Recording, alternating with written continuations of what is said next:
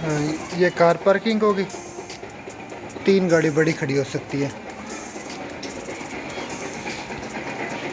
ये main entrance होगी upper floor की, ये सफाई हो जाएगी। ये स्टेयर्स होगी।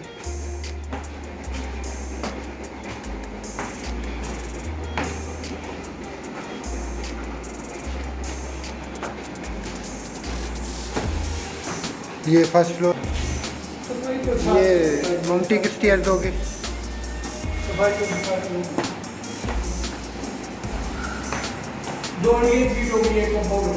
जी ठीक। ये ममटी की स्टेयर्स होगी।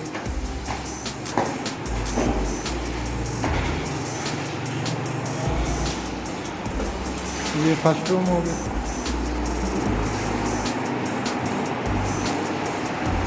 बड़ा रूम है।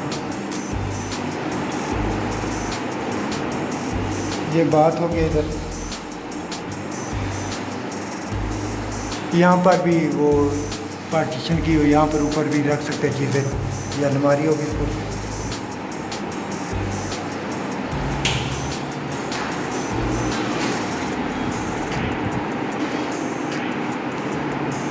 ये दूसरा रूम हो गया।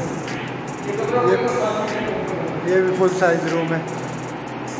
ये इसमें साथ ही किचन दिया हुआ है आपको।